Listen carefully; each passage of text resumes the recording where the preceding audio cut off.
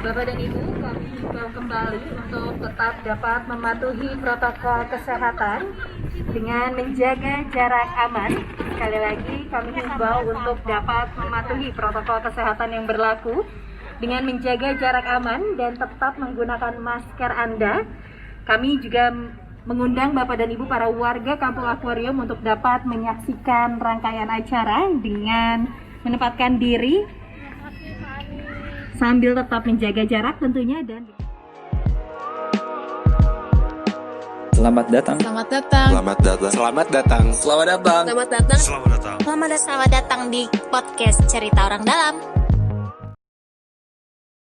Halo guys, Nah, foto-foto kita di groundbreaking Kampung Akuarium.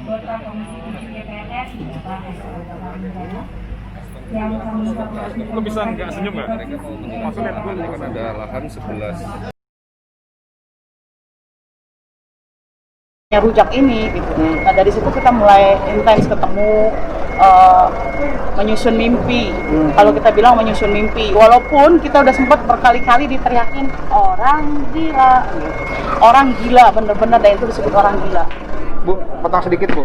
Itu kan warga habis itu kan memutuskan bertahan gitu ya. Iya. Yang tadi ini pasti sampai nyambung nih sama yang tadi disebut orang gila itu ya. Iya. Menurut saya tapi itu menarik karena banyak orang tuh yang bertanya kan, ngapain sih tinggal di situ gitu. Iya. Karena kan udah disediain rumah susun. Karena pasti pengen di puing-puing itu kan kotor, panas dan segala macamnya gitu ya. Kenapa sih warga pengen segitunya tetap bertahan di situ gitu? Itu kan yang tadi pertama saya bilang bahwa di sini ada sesuatu yang salah, ada sesuatu yang luar biasa dipaksakan gitu kan. Kalau saya pribadi saya menganggap bahwa ini ada keganjilan. Itu hal-hal seperti itu yang akhirnya saya bertekad, saya pengen cari tahu dan saya mau bertahan. Walaupun orang bilang sudah dimanusiakan karena dikasih rusun, tapi kan saya juga cari tahu rusun itu seperti apa dan bagaimana. Ternyata nggak manusiawi juga kok. Kenapa saya bilang tidak manusiawi? Karena kami di sana dimasukin seperti ke dalam kandang, tapi kami sendiri nggak punya kehidupan atau mata pencaharian yang jelas buat kami. Oke. Sehingga akhirnya memutuskan nggak ke Kami nggak mau ambil. tetap di situ. Ya. Tetap di situ. Waktu pertama-tama itu cuma ada 44 kakak sih yang bertahan. Nggak sebanyak sekarang. Kalau sekarang kan ada 90-an. Waktu itu 44 kakak. Benar itu karena itu salah satu plot penting kayaknya di karena kalau misalnya saat itu warga keluar pindah semua nggak akan ada ceritanya. Iya. Tidak ada puing penuh cerita. Iya. Pasti langsung menjadi kawasan konservasi cagar budaya waktu itu. tempat parkir. Saya tempat parkir. Jadi tempat parkir. Oh, iya, jadi taman hijau juga ya. Atau RPTRA-nya luar Batang yang pada saat itu salah satu tokoh di luar Batang menyurati Pak Gubernur untuk meminta mengosongkan lahan Kampung Akuarium untuk dijadikan RPTRA. Dan saya baca langsung surat itu. Oh. Dari mana? Pak, Anies langsung. Siap. Sedih banget. Soalnya itu dari saudara kami juga. Nah, setelah itu, setelah tadi kan dari Bu Yani, saya mau ke Mas Andes nih.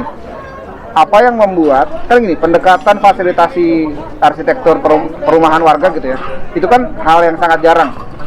Semua, dan prosesnya sampai hari ini gitu, teman-teman arsitek itu biasanya merasa tahu kebutuhan. Nah, apa yang membuat proses fasilitasi akuarium ini jadi beda? Kalau pas pertama sih sebenarnya nggak mikirin desainnya waktu itu, karena memang pendampingannya waktu itu lebih ke kebutuhan mendesak. Waktu itu kebutuhan mendesaknya adalah air bersih. Jadi memang waktu itu yang dipikirin cuma gimana dapetin air bersih untuk warga yang bertahan. Ya. Karena pipa air pumpnya diputus juga. KTP-nya dicabut, listriknya juga diputus, jadi kayak kondisinya sangat memprihatinkan. Nah baru kemudian setelah kebutuhan primernya itu teratasi gitu ya, mau ada jalan keluar dengan bantuan banyak pihak juga, itu baru mulai bertanya lah, menawarkan gitu ya ke warga untuk gimana kalau kan selama ini warga selalu bertanya emang Kampung Akuarium itu mau diapain? Itu nggak ada yang tahu. desainnya kita nggak pernah lihat, akhirnya terpikir gimana kalau kita aja yang melemparkan Merencanakan. merencanakan gitu kan. Nggak ada gambarnya, nggak ada rencananya, kenapa nggak warga yang mengusulkan. Akhirnya ya yang tadi Bu Yani bilang apa, kita mulai nyusun mimpi itu dari situ. Kita nggak tahu apakah akan terbangun atau enggak, ada yang dengerin atau enggak waktu itu. Yang penting bikin aja dulu. Tapi gini Mas, maksudnya ini pasti orang banyak yang mikir, emang warga bisa ya? Emang warga punya kemampuan itu gitu. Merencanakan bangunan, merencanakan rumahnya mau seperti apa, merencanakan hal yang biasanya itu kayak Menara Gading gitu kan, cuma teman-teman arsitek lah yang punya kemampuan itu gitu. Ya sebenarnya kalau dibilang kemampuan, mungkin yang dimiliki sama kawan-kawan yang kuliah arsitek itu kan kemampuan teknisnya. Maksudnya penguasaan teknologi untuk menggambar atau hitung-hitungan konstruksi gitu. Tapi kan kebutuhan, lalu keinginan, mimpi itu kan semua orang punya gitu. Maksudnya ketika orang diminta untuk menceritakan dan membayangkan kampungnya ke depan mau seperti apa, itu kan sebenarnya pertanyaan universal yang bisa dijawab siapa aja, termasuk warga kampung. Jadi memang kerjasamanya pendamping sama warga, kami itu hanya menyediakan mungkin bantuan tentang hal-hal teknis yang ditanyakan oleh warga. Misalnya bedanya rumah 4 lantai sama rumah 8 lantai itu apa sih? Ya kita bilang kalau di atas 4 lantai perlu lift. Wah kalau lift nanti mahal biayanya dan sebagainya. Tapi kalau 4 lantai naik tangga aja bisa. Terus juga rumah sehat itu apa sih? Gitu kan tentang ada ventilasi silang udara itu kita jelasin. Tapi terutama waktu itu adalah pertanyaan tentang kenapa mereka digusur. Mereka bertanya itu dulu. Dan yang kita bawa adalah buku RDTR, rencana desa tata ruang. Yang sangat besar itu ya. Dia semua kayaknya 90% warga Jakarta juga nggak tahu RDTR itu. Saya juga baru tahunya sekitar 3 tahun terakhir lah itu. Baru dikasih tahu, dikasih lihat, lalu di zonasinya itu adalah zonasi warna coklat. Merah. Merah bata ya? Iya. Jadi pertama argumentasi bahwa ini adalah RTH itu bisa dipatahkan, ya kan? Oh enggak, ini bukan RTH. Terus dibaca di situ bisa dibangun hunian, bisa dibangun wisma. Ya itu disampaikan dalam rapat bahwa secara tata ruang ini bisa.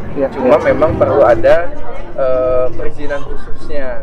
Kita ada celah nih kalau misalnya kita mengusulkan pembangunan, kayaknya bisa deh. Sesuai tata ruang. Bahkan argumentasi kita nggak perlu menggugat tata ruang RDTR-nya pada saat itu untuk Kampung Akuarium. Ya kita mengikuti. Dan dari situ bergulir akhirnya jadi desain dan jadi segala macam. Bu, emang Bu Yani, emang waktu proses fasilitasi desain gitu ya, yang dibayangin apa Bu? Proses tentang desain. Pas pertama kali ya. Bayangannya gitu. Gini, sebenarnya kita tuh ngebangun desainnya itu bukan seperti yang sekarang, bukan seperti kampung susun yang sekarang kita punya. Dulu kita pengennya rumah tapak ya Mas Andes, maksa banget gitu pengen bisa rumah tapak gitu kan. Malah ada beberapa warga juga yang memang merasa bahwa mereka maunya rumah tapak gitu. Tapi pada saat kita bilang bahwa lingkungan yang sehat itu harus ada ini itu yang disampaikan semuanya, kita harus sedikit menurunkan ego atau melepas ego gitu kan, bahwa kalau misalnya ini kita bisa jadi lebih terangkat derajatnya, kebersihannya, kesehatannya, jadi hal-hal seperti itu gitu loh. Makanya jadi sepakat ke rumah susun. Kalau yang awal-awal itu kan rencananya hanya rumah tapak, kok maunya rumah tapak. Tapi kan ke lahannya tuh nggak cukup gitu. Iya. Jadi itu juga proses juga panjang juga ya Mas Andes, karena harus memahami ngasih pemahaman ke beberapa warga yang masih nggak terima dengan itu. Tapi kita rekonstruksi dulu peta sebelum penggusuran sih Mas. Peta sebelumnya dulu ya. Jadi rekonstruksi dari peta sebelum penggusuran, ada gambarnya, ada posisi-posisi warga, baru kita membicarakan bagaimana modifikasinya ke depan supaya sesuai sama peraturan yang udah ada.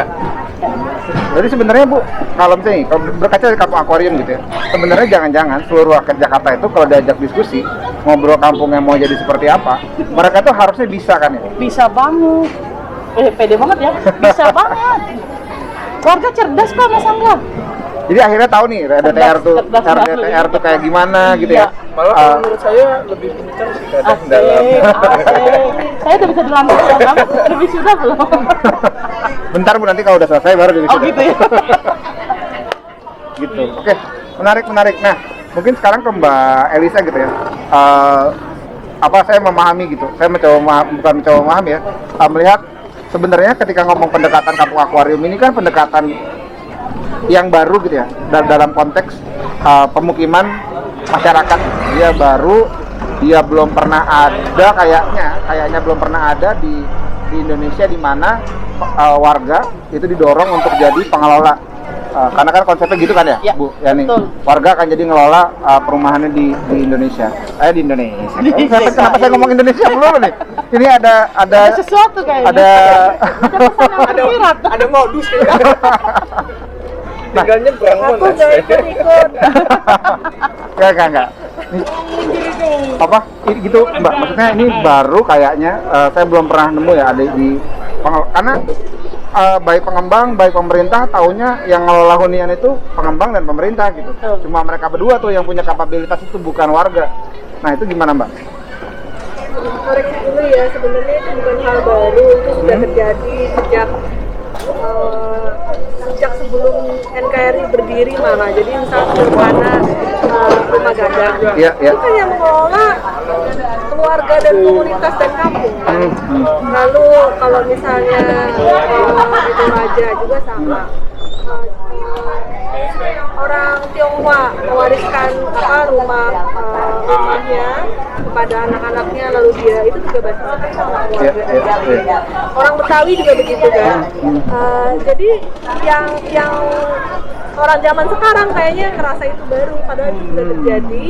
Namun pada saat proses membangun negara, membangun kota, hal-hal yang seperti itu yang dilupakan gitu. Padahal secara komposisi tetap saja 69% hunian di Indonesia tuh dipenuhi secara swadaya, secara yang tadi bilang kedengarannya kayak baru. Tapi memang kalau misalnya negara memfasilitasi hal itu terjadi, nah itu mungkin hal yang cukup baru gitu, yang memang belum ada yang terjadi secara institusional dan terlembaga, dan plus dengan ada pembiayaan yang jelas. Iya. Jadi karena kan sampai hari ini rumah itu belum jadi tanggung jawab negara kan ya Mbak ya. Maksudnya yang jadi tanggung jawab negara adalah rumah susun, sewa gitu. Tapi kebutuhan papan itu tidak pernah dianggap negara jadi tanggung jawabnya mereka, karena tanggung jawab itu adalah tanggung jawab masyarakat dan privat gitu. Ya padahal kalau baca pasal 28H nggak dibilang harus rumah susun, harus apa ya, yang jelas kan harus memastikan hunian kan ya. Karena memastikan hunian itu kan bisa bermacam-macam caranya. Itu bukan berarti negara wajib memberikan rumah satu persatu ke keluarga, itu tidak seperti itu, tapi dia berkewajiban untuk membuat regulasi. Kalau misalnya jika ada yang tidak mampu dan diberi subsidi atau apapun, nah itu kan berarti kan termasuk regulasi juga. Nah itu jadi pada akhirnya bentuk rumah itu jadi tidak terlalu penting di sini gitu. Nah ya sayangnya produk-produk turunan terkait perumahan itu direduksi jadi hanya bentuk saja gitu. Nah, yang membuat akuarium ini berbeda dengan tempat yang lain itu cara pengelolaannya itu apa Mbak? Sebenarnya banyak banget ya, cuma mungkin yang mulai dari dramanya dan lain-lain mungkin itu bisa jadi cerita buat cucu saya nanti. Tapi kalau yang menarik di sini adalah ini warga di sini sedang menerapkan kalau istilah bekennya tuh free prior informed consent, yang biasanya cuma berlaku di masyarakat ada, bebas diberitahukan sebelumnya, inform dia tahu ada konsen, ada persetujuan gitu. Jadi persetujuannya diambil dengan sadar, terinformasi konsekuensinya dan atas kehendak bebas dia gitu. Jadi nggak ada yang maksa. Nah ini yang kalau misalnya mau tanya apakah sebenarnya model kayak gini bisa diterapkan di semua tempat, bisa asal memperhatikan itu gitu. Nah ini yang saya rasa agak jarang terjadi di masyarakat perkotaan. Biasanya kan yang menggerakkannya kan di masyarakat adat di hutan, tapi di sini sebenarnya penting juga gitu loh, nggak mesti nunggu dia sebagai tanah adat, tapi memang ini kan tanah lahir mereka juga. Nah ini kalau misalnya pemerintah kota juga menyadari konsep itu sebenarnya bisa. Yang sedang mereka lakukan tuh ini sekarang beli prior inform sama konsennya. Baru yang Nih, Bu Yani sambil tadi mengulang kembali apa yang disampaikan Mbak Elisa tadi. Konsen Bu. konsen prior inform konsen. Emang itu dialami Bu proses ini? Ya tentu saja ada drama-drama yang enggak, saya tahu lah. Ada yang enggak, tapi maksudnya itu. Ya, sekarang saya jadi berpikir ya ini karena sesuatu yang baru kali ya. Di dinas baru, di pemerintahan baru, yang akhirnya segala sesuatunya jadi ada drama nih di tengah perjuangan ini gitu, di tengah-tengah proses kita gitu kan. Ada yang begini, ada yang nggak paham, harus ada yang didorong, harus ada yang ini, yang akhirnya kita gregetan sendiri, akhirnya kita nangis sendiri, atau akhirnya kita jadi marah-marah sendiri. Mungkin ini ya wajar ya, karena pemerintahnya baru, warganya juga baru, jadi ya masih karena adaptasi gitu jadi ya ada benturan-benturan. Banyak ya Mas benturan kita. Oh, banting-banting Bu. Ini kayak baru-baru pacaran gitu ya Bu ya? Aduh, iya gimana, butuh pengertian. Dan ini tergambar hari ini juga. Gimana tuh Bu hari ini juga? Kami. Keren ya, kami. Karena kayaknya mereka kaku banget, apa memang harus seperti itu ya? Karena mereka terganjal dengan peraturan, dengan ancaman, dengan pasal dan lain sebagainya, akhirnya membuat mereka kaku gitu kan.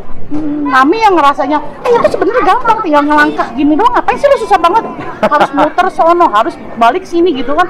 Ternyata itu, dan kami juga berusaha mengerti itu. Ternyata memang pejabat dan warga biasa itu yang membedakan itu ancamannya. Ada hukumnya dan ada hukumnya, ya, bahwa kami juga harus mengerti itu, harus belajar menerima, tapi juga jangan itu dijadikan alasan pejabat untuk bikin kaku semuanya. Padahal semuanya pada saat dia mau menerima, pada saat dia mau mencari, bisa jadi menjadi kreatif gitu, dan itu semua sebenarnya bisa dan sangat bisa, tanpa harus takut dengan ancaman-ancaman yang lain-lainnya itu. Itu sih semua takut ini Bu, takut ada surat panggilan kayaknya. Bener, malah ada salah satu pejabat yang ngomong sama saya pada saat kita berproses itu, Bu, saya kan nggak mau pada saat saya pensiun nanti ada polisi atau KPK yang datang ke rumah saya untuk gini. Sampai segitunya, ternyata memang begitulah takutnya mereka.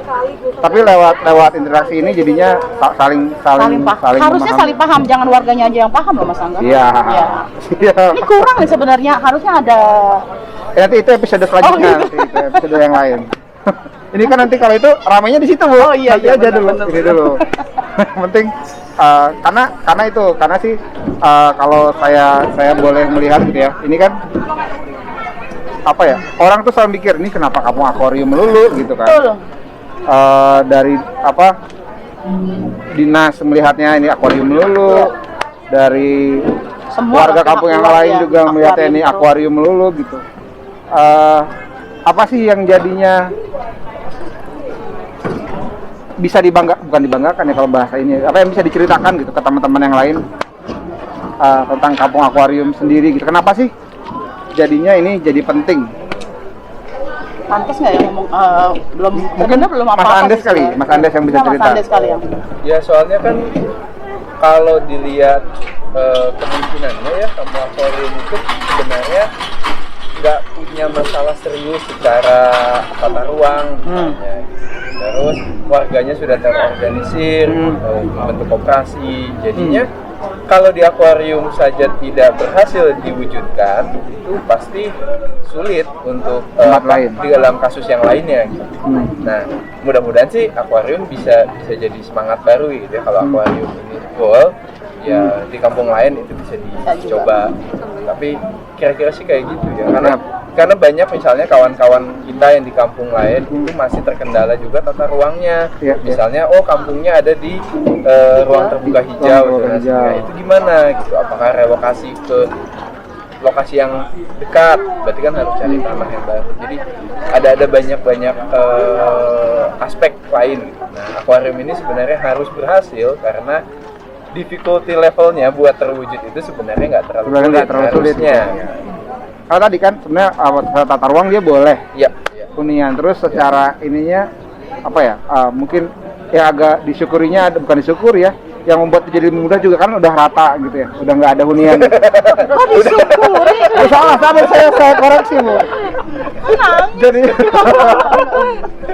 Ya, karena kan kalau misalnya gini, kalau itu masih bentuknya bangunan, orang-orang itu pasti mikirnya udah enak kayak gini aja sih, ngapain di Masih pede aja gitu. Iya, lebih enak kayak Itu gini. karena mau nggak mau kita harus maju ke depan gitu ya kan, kalau kamu akuarium karena kampungnya nggak ada gitu. Iya. Mau nggak mau harus jangan dibangun diulang-ulang, ulang. sakit. Kampungnya hancur, kalau orang lain mungkin masih ada kampung. Ya, itu juga sih sebenarnya pesan kita buat kampung-kampung lain, karena pada saat kami berjejaring, pada saat kami bicara di depan kampung, bersyukur bahwa kampung kalian tuh sebenarnya masih utuh, masih ada hak-hak yang kalian pengen kayak rumah tapak dan lain sebagainya masih ada gitu. Tinggal kalian aja nih mau niat baiknya untuk bekerja sama dengan pemerintah bagaimana gitu kan. Mau dibilang bersyukur, maaf, itu nggak sangat bersyukur. Enggak, gitu. salah Bu, salah. Koreksi Bu, maaf Bu, Tapi mungkin maaf. semua kejadian itu pasti ada hikmah. Insya Allah kami ambil hikmahnya itu dengan satu kesamaan rasa, kesedihan yang sama gitu kan. Akhirnya kesepakatan atau pemahamannya akhirnya jadi sama gitu. Jadi untuk mau bergerak bareng, mau gotong royong, mau kompak, akhirnya itu tumbuh sendiri karena dari rasa kesedihan yang sama gitu. Cuma susahnya ya karena ini yang pertama gitu, jadi maksudnya kan ini pembangunan ini yang Ini keren pertama. gusuran yang pertama. Oh, enggak. Gusurannya Gusuran yang terakhir Bu. Gusuran Gusuran yang terakhir Bu. Banyak Bu kalau yang digusur banyak. Yang pertama tuh jadi kayak contohnya selalu dalam ketika mengerjakan konsep pembangunan itu dibalikinnya kayak oh ini nggak sesuai dengan standar rumah susun yang biasa dibangun, karena nggak ada standar untuk tipologi kampung susun tuh nggak ada. Adanya kan permen PUPR. Iya. Ya, 16 lantai atau 8 lantai gitu. Iya Iya. gitu. Terus bentuknya tuh udah kaku, udah harus seperti itu yang selama ini dibangun, padahal justru kita tidak mau yang selama ini dibangun itu diulang di kampung akuarium. Tentang split level contohnya itu kan nggak ada rusun lain di Jakarta yang mungkin menggunakan split level. Nah, split level itu apa Mas? Ini pasti banyak yang enggak. Split level itu tidak. Jadi kalau pada umumnya kan gedung bertingkat itu terdiri dari lantai 1, lantai 2, lantai 3 dan seterusnya. Rumah susun pun dibangun seperti itu selama ini. Problemnya tidak ada hubungan sosial yang erat atau bahkan hubungan visual aja, melihat aja enggak gitu antara tetangga-tetangga di lantai 1 sama tetangga di lantai 2 dan lantai 3, sehingga hal ini yang kita coba kurangi hal negatifnya dengan sistem naiknya hanya setengah-setengah. Jadi antara lantai itu masih terhubung, orang masih bisa lihat interaksi dari lantai 1 ke lantai 1,5. Dari 1,5 juga masih bisa lihat ke lantai 2 dan seterusnya. Jadi harapannya lebih mengurangi pemisahan sosial dalam bentuk lantai vertikal. Oh ini Bu Yani pasti lebih pintar menjelaskan split level dibanding yang teman-teman yang lagi dengerin. Yang nggak tahu sekali split level apa gitu kan. Kita cuma taunya naik satu tangga. Yang suka nonton drama Korea tahu kok gitu. Kita cuma taunya naik satu tangga gitu. Tapi sebenarnya gini, kenapa kami juga bersedia dengan namanya kampung susun atau hunian kita jadi bersusun? Karena kita tetap mau mengedepankan tentang ciri khas tentang kampung. Kami selalu berkali-kali bilang sama Mas Ande, sama Mbak Amel, sama Mbak Vidya, bahwa kita nggak mau kehilangan itu, interaksi sosial. Cari kutu aja itu sebenarnya jadi momen yang luar biasa. Atau misalnya saya masak kurang garam, saya nggak mau dan cuma minta sebelahnya gitu atau gini, karena kita kenal, karena kita interaksi, karena ada ruang interaksi di situ, akhirnya itu mudah gitu kan. Tapi pada saat kami melihat rusun atau apartemen masuk ke satu unit langsung tutup pintu dan nggak kenal kanan kiri, kita nggak pernah tahu tetangganya sebelah mana. Pada saat kita kekurangan garam, kita mau minta sama siapa, harus keluar lagi dari Indomaret itu. salah, nyebut merek saya. Gue di minimarket. Jadi maksudnya karena kita ingin ciri khas kampungnya, atau sebenarnya beban gak mau naik tangga tinggi-tinggi juga sih sebenarnya Iya, itu gitu. Akhirnya nggak kita sebut mau ya. tetap tekankan itu, ancam berkali-kali bahwa itu nggak mau dirubah, jangan dirubah dan jangan dirubah. Karena ciri khas kampungnya ada di situ. Karena satu kali naik bisa ketemu sama semua satu lantai itu gitu loh Mas. Ruang sosialnya juga luas. Karena yang bikin berkali-kali kita ngerubah itu adalah ruang sosial, interaksi dari tangga dan lain sebagainya. Nah, Mbak Elisa, kalau lihat desain tadi gitu ya, desain bukan desain ya, gambaran tentang kampung akuarium ke masa depan gitu. Itu jadi ini nggak sih? Saya kalau boleh bilang sebenarnya memang model hunian yang seperti itu jangan-jangan harusnya ada di Jakarta gitu ya.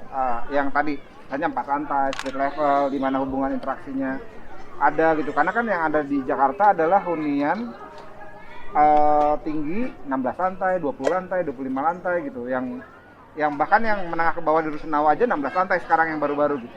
Jangan-jangan itu emang harusnya ada di Jakarta. Saya nggak tahu gimana. Iya, bener sih. Jadi di Jakarta tuh sebenarnya kota yang sangat cuma ada dua diksi gitu. Satu yang 2 lantai, 3 lantai, bangunan tunggal. Dalam bangunan tunggal tuh berarti rumah tapak ya kalau orang bilangnya. Atau bangunan yang deret berarti kayak semacam contohnya ruko. Nah lalu dia satu lagi dia langsung berubah jadi bangunan di atas 10 lantai, jadi kayak yang 16 lantai, 18 lantai, 24 lantai, 32 lantai dan seterusnya. Jadi kayak kontras sekali gitu. Nah kondisi itu kita kehilangan bentuk-bentuk hunian yang ukurannya yang ketinggiannya 4 lantai, 6 lantai dan 8 lantai. Nah itu ada istilahnya jadi bilangnya missing middle gitu. Nah padahal sebenarnya kalau kami pernah hitung untuk Kelurahan Cideng ya, Kelurahan Cideng sekarang tuh kebanyakan 2 lantai, 3 lantai, 4 lantai, lalu cuma ada satu di hotel 25 lantai. Kalau kita naikkan jadi 4 lantai, 6 lantai dan 8 lantai, itu suplai huniannya bertambah hampir 10 kali lipat dari yang sekarang ada. Itu cuma nambahnya lantainya nggak terlalu banyak, nggak langsung 16 lantai gitu. Nah jadi sebenarnya itu juga bagus secara sosial gitu. Kita orang yang sebagian besar hasil dari urbanisasi atau perpindahan migrasi dari desa, atau orang yang lahir dengan rumah tapak. Itu mereka pasti akan kaget kalau tahu-tahu pindah ke 20 lantai tanpa ada transisi. Yang bangunan 4 lantai, hunian bareng-bareng bersama, masih kenal tetangga, itu anggap saja transisi menuju itu. Satu generasi tinggal di 4 lantai, 6 lantai, 8 lantai, nanti generasi berikutnya dia akan lebih siap secara sosialnya untuk pindah ke yang lebih tinggi lagi kalau misalnya di perubahan. Itu juga untuk regenerasi kota juga, nanti kotanya akan terus membangun gitu. Tapi dengan sesuai kebutuhannya gitu, nggak langsung tiba-tiba 16 lantai. Nah, kalau tadi yang Mbak Ida sampaikan gitu ya, kan ada transisi itu, ada masa transisi dari 4, 6, 8 gitu. Mungkin nanti setelah itu generasi berikutnya itu apakah itu mungkin secara mandiri gitu ya masyarakat bisa memenuhi itu, atau ada hal-hal lain yang harus didorong gitu ya, baik sama pemerintah atau dari pengembang atau dari pihak-pihak yang lain untuk mewujudkan itu tadi missing middle yang tadi Mbak Elisa sebutkan. Sebenarnya bisa sih kalau misalnya masyarakat yang mau mengadakan sendiri bisa, asal dia punya akses ke tanah, dalam artian dia pemilik tanahnya, atau dia punya kapital uangnya.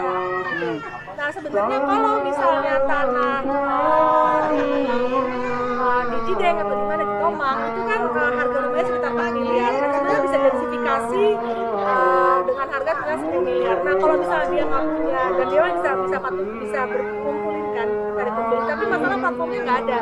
Karena selama ini yang mengadakan hunian seperti itu, istilahnya kalau itu kan berarti kan sudah rusun ya. Itu kan biasanya kalau datang ke bank, ini karena saya pernah mendampingi nih 9 keluarga bikin co-housing, mereka ditolak kredit sama bank karena mereka bukan PT. Gitu. Dan jadi itu harus menjadi regulasi, bisa mereka punya uang, mau punya tanahnya, dan secara penghasilan mereka semua sebenarnya mampu untuk 9 keluarga itu. Tapi begitu ke bank minta tambahan uang nggak dikasih.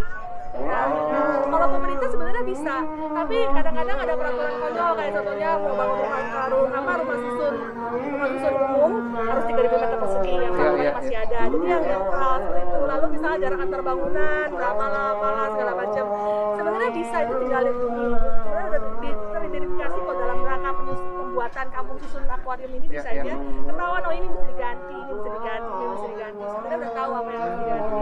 Jadi sebenarnya nggak mesti nungguin pemerintah, tapi bisa semuanya. Asal yang satu mesti punya akses kredit, yang satu mesti bikin platform, mesti buat kebijakan. Developer juga mungkin mesti berpikir lebih kreatif bahwa dia punya cara model baru. Lalu tanahnya kalau dikuasai negara berarti otomatis harga sewa jangka panjangnya long lease-nya lebih murah dan sebagainya. Nah itu menarik karena kalau bicara tadi sewa atau aset negara misalnya itu kan sekarang terbatas 5 tahun gitu ya, dan kalau konteks perumahan itu kan nggak aman gitu, maksudnya berinvestasi di rumah cuma 5 tahun dan jadi kalau di Permendagri itu bilangnya 5 tahun dan dapat diperpanjang, sehingga safety-nya atau tenure-nya nggak aman. Itu salah satu yang harus dikoreksi gitu. Sebenarnya nggak juga sih, nggak perlu dikoreksi bagian itunya. Kita harusnya memperlakukan entitas kayak koperasi dan komunitas itu setara dengan PT gitu. Kan kayak PKS yang pulau ABCD itu kan, boleh sebut merek kan? Itu kan PKS-nya 25 tahun dan bisa diperpanjang kan? Iya betul. Nah itu jadi dasar untuk bikin HGB dan sebagainya. Iya. Itu kan sebenarnya kalau mereka diperlakukan sama, ya akhirnya Permendagri itu jadi nggak relevan. Asal bikin badan hukum kan, mau yayasan nggak bisa ya, koperasi atau apapun. Atau kalau misalnya nanti akhirnya community land trust yang basisnya profit pun pakai PT itu juga bisa. Iya. Nah, begitu. Menarik nih. Koperasinya udah jadi ya Bu Yani ya? Namanya apa Bu? Akuarium Bangkit Mandiri. Akuarium Bangkit Mandiri. Jadi habis ini akuarium bangkit, insya Allah mandiri ya Bu ya. Nah, karena sudah cukup panjang kita diskusinya. Terakhir dari Mbak Elisa deh. Nanti satu-satu masing-masing menyampaikan. Tapi maksudnya apa yang harus dilakukan lebih lagi setelah kamu akuarium ini? Kalau dari saya sih pesannya buat Pemprov DKI, sebenarnya abis ini kan kita sudah tahu nih resepnya apa. Ini sekarang tugasnya institusionalisasi, mau bikin PLUD kayak apa, untuk mempercepat kampung-kampung lain ataupun orang yang mau untuk bikin platform seperti ini gitu. Itu yang belum ada, itu sih satu. Yang urgent ya, kalau tata ruang segala macam ya, sebenarnya saya ya bisa lah bukan diakali ya, Sesuaikan juga ya. Kamu bilang diakali, nanti bedanya apa sama developer ABCD? Bisa membangun sesuai tata ruang juga, sebenarnya nggak perlu khawatir karena udah sebenarnya cukup fleksibel kalau saya baca. Kitanya aja udah takut duluan lihat setebal ini, sebenarnya nggak sih, cukup fleksibel gitu. Cuma memang ada beberapa yang beraturan misalnya udah nggak masuk akal punya KDP 60%, itu harus udah di sini harusnya 80% atau GSB 0, garis padat bangunan 0 dan sebagainya. Itu sih jadi dua lah. Satu itu yang platform otomatis pembiayaan itu udah jelas. Iya. Nah, belum ke Mas Andes, apa Bu? Apa yang ingin Ibu lakukan, warga lakukan, dan apa yang harus sebenarnya ditingkatkan setelah akuarium ini? Kalau tadi mulai gitu ya, bukan selesai tapi mulai. Ini baru mulai ya. Iya. Ini baru groundbreaking kan? Iya. Pelaksanaan dan belum ngomongin, belum masuk gitu ya. belum ngomongin pengelolaan juga ya, Bu. Dramanya ini ke situ ya Bu ya. Ya gini lagi. Ini masih ada drama panjang lagi karena kami mau meyakinkan ke Pemda atau ke Pak Gubernur khususnya bahwa koperasi kami sudah bisa. Bukan bukan baru belajar atau bagaimana, kami sudah bisa. Itu kami sedikit sombong bahwa kami bisa mencontohkan pada saat pengelolaan shelter. Karena shelter bukan bayar ya, bukan. Kenapa bilang pengelolaan shelter? Bahwa ada kesepakatan, ada diskusi, ada iuran yang harus dibayar, kewajibannya ini dan ini gitu kan. Ada pembukuan walaupun sederhana gitu kan. Sebenarnya kuncinya itu kan, ada keterbukaan, ada transparansi segala macam gitu.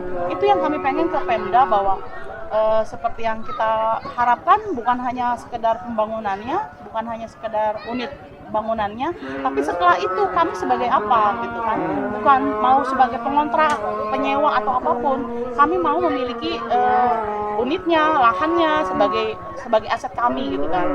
Bisa jadi Pemda menghibahkan bangunannya kepada koperasi yang sudah kami punya. Koperasi ini kan udah kayak badan hukumnya warga yang bisa mewakili, bicara di depan hukum, bicara atau apapun gitu kan. Kalau memang dibilang kami belum mampu, kayaknya meremehkan gitu loh. Karena gini, dari beberapa tahun proses ini itu sudah membuktikan kan sebenarnya gitu kan. Dan PR kami yang panjang itu adalah meyakinkan Pemda bahwa kami bisa, bahwa kami mampu mengelola unit, bahwa kami bisa mengelola penghuninya, dan itu semoga dipercayakan kepada kami Koperasi Akuarium Bangkit Mandiri. Dari Mas Andes. Kedepannya kayaknya perlu, karena kan kampung yang akan dibangun masih banyak ya. Iya. Itu perlu banget SOP-nya untuk perencanaan partisipatif yang lebih detail. Iya, iya. Karena peran warga, terus karena selama ini mungkin yang terjadi masih bingung gitu. Apakah warga cukup disosialisasikan keputusan yang diambil atau terlibat dalam pengambilan keputusan, atau menjadi salah satu yang harus juga bersuara sebelum keputusan diambil. Dan ini terkait hal-hal yang banyaklah ya, teknis gitu. Jadi keterlibatan warga kayaknya bisa didorong untuk lebih jauh lagi. Partisipasinya tidak hanya sifatnya sosialisasi, tapi benar-benar partisipasi dalam pengambilan keputusan. Jadi keputusan yang diambil itu nanti dirasakan memang itu jadi keputusan yang bersama, bukan pemerintah lalu warga menjadi penikmat aja, tapi juga menjadi aktor yang ikut dalam prosesnya. Nah, begitu teman-teman tadi sekian diskusinya ini sebenarnya tadi kalau sempat tadi disampaikan, kalau banyak orang yang bicara wah ini kampung akuarium lagi, tapi bukan, sebenarnya ada banyak hal yang ada di dalamnya. Ada harapan warga di situ, ada harapan tentang Jakarta harusnya kayak gimana sih gitu, dan gimana seharusnya posisi masyarakat dan pemerintah daerah. Itu terima kasih Mbak Elisa, terima kasih Mas Andes, Bu Yani. Semoga cepat selesai kampung akuarium dan selesai drama-dramanya antara warga, pemerintah dan swasta. Ini drama season 2. Season 1 berakhir. Ya, terima kasih. Assalamualaikum warahmatullahi wabarakatuh. Waalaikumsalam. Terima kasih Mbak Elisa, Bu Yani, Mas Andes.